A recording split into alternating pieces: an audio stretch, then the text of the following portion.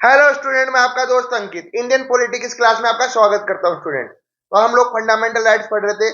Basically ये class number 5 है fundamental rights की। कौन सी क्लास है? 5। आज अपन आर्टिकल 17 और 18 दोनों कवर करेंगे इस क्लास में स्टूडेंट। 17 18 दोनों आर्टिकल कवर करेंगे। चलिए शुरू करते हैं। तो ऑलरेडी सब कुछ पढ़ चुके हैं। आर्टिकल 12 14। एक सेकंड स्टूडेंट।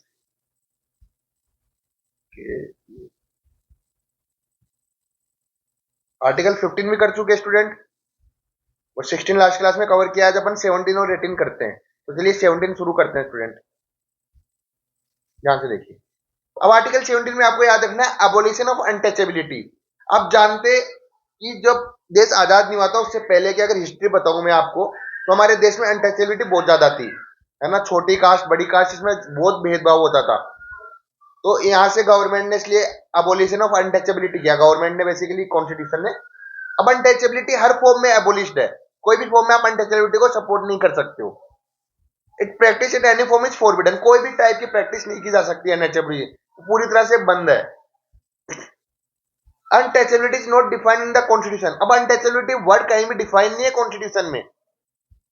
मतलब वर्ड तो है अनटचेबिलिटी, लेकिन ऐसे डेफिनेशन नहीं है कि अनटचेबिलिटी की एग्जैक्टली डेफिनेशन क्या है, तो कोई डिफाइन नहीं किया हुआ।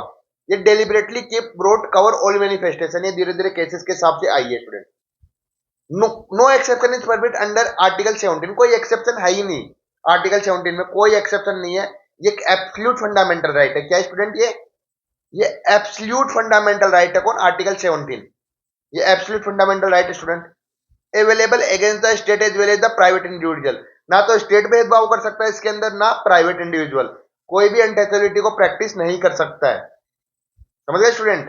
जैसे मान लो कोई प्राइवेट दुकान पे आप कुछ खरीदने गए, तो आपको वो इसलिए नहीं कर सकता कि आप छोटी कास्ट के हो तो आपको वो सामान नहीं देगा, तो वो भी गलत है। ना स्टेट आपके साथ भेदभाव कर सकता है इस चीज में। अगर ऐसा कुछ भी होता है तो आप रिट जुरिडिक्शन के थ्रू सुप्रीम कोर्ट में और हाई कोर्ट में जा सकते हैं। जब मैं रिट्स पढ़ाऊंगा तब आपको समझ में आएगा रिट्स क्या होती है स्टूडेंट। तो आप जा सकते हैं सुप्रीम कोर्ट के अंदर अगर कोई भी प्रैक्टिस करता है आर्टिकल 17 का वायलेट करता है तो। Abolition of untouchability. अब इसके साथ एक स्टेचुटरी बेकिंग है। स्टेचुटरी बेकिंग क्या होता है? कानून बना हुआ है। क्या बना हुआ है स्टूडेंट? कानून बना हुआ है, लॉ बना हुआ है। इसके साथ कॉन्स्टिट्यूशनल तो है ही है, लेकिन साथ में स्टेचुटरी बेकिंग दिया, मतलब कानून बनाया गया है। Article 17 is a constitutional mandate strengthen by the legislation. इनको ऑलरेडी कॉन्स्टिट्यूशनल मैंडेट था ये, और इसको और स्ट्रेंथ दे दिया इसके साथ लॉ बना के। क्या बना के स्टूडेंट? कानून बना के इसको और ज्यादा स्ट्रॉन्ग कर दिया गया है। अब पहले कानून हुआ करता था protection of civil right act 1955, जिसके तहत अनटचेबिलिटी ऑफेंस एक्ट माना जाता था। अगर कोई भी करेगा तो उसके ऊपर कार्रवाई होगी, उसको पनिशमेंट भी दिया जाएगा। उसके लिए जेल हो सकती है, फाइन बनना पड़ सकता है। अनटचेबिलिटी रिलेटेड डिसेबिलिटीज में कोई एक्सेप्शन है ही नहीं आर्टिकल 17 का। अगर आपने गलत किया तो आपको उसकी पनिशमेंट मिलेगी। बाद में ये कानून रिपील हो गया। उसके बाद नया कानून आया जिसको बोलते हैं schedule caste schedule tribe prevention of atrocity act 1989। ये याद रखना। ये रिपील हो चुका है स्टूडेंट। क्या हो गया? रिपील मतलब बंद कर दिया। उसके लिए नया कानून बनाया 1989 में, जिसका नाम है schedule caste schedule tribe prevention of atrocities. अब ये क्या बोलता है student? Provide strong and penal provision cover. इसमें तीनों टाइप की आ गई एट्रोसिटी, जैसे सोशली, इकोनॉमी और फिजिकली आप किसी को अनटचेबिलिटी मतलब वो नहीं कर सकते हो। जैसे हो सामाजिक हो, है ना, इकोनॉमिक हो या फिजिकल हो। Operate as a deterrent law behind civil disabilities. इनके पीछे कानून लगा हुआ है, तो उस पर भी आपकी कार्रवाई हो सकती है। अब ये किसके खिलाफ है? स्टेट के खिलाफ है। कॉन्स्टिट्यूशनल रेमेडीज मैंने बता दिया, अगर स्टेट कुछ करेगा तो आप जा सकते हैं। और इंडिविजुअल के खिलाफ भी है, तो ये आपके ऊपर कानून लग जाएगा स्टूडेंट। कौन सा? Schedule caste and schedule tribe prevention of atrocity act 1989। तो याद रखना इसके साथ एक स्टेचुटरी बैकिंग है। स्टेचुटरी मतलब एक कानून जो कौन बनाता है? पार्लियामेंट बनाता है स्टूडेंट। कौन बनाता है? पार्लियामेंट। तो ये हो गया हमारा पूरा आर्टिकल नंबर 17 डिटेल के अंदर स्टूडेंट। ज्यादा कुछ नहीं आता, इतना आता है abolition of untouchability in every form. मतलब अनटचेबिलिटी बिल्कुल भी अलाउड नहीं है स्टूडेंट। समझ गए? चलिए लास्ट आर्टिकल देखते हैं। इक्वलिटी खत्म होगी, फिर नेक्स्ट क्लास में मैं आपको राइट टू फ्रीडम वगैरह पढ़ाऊंगा।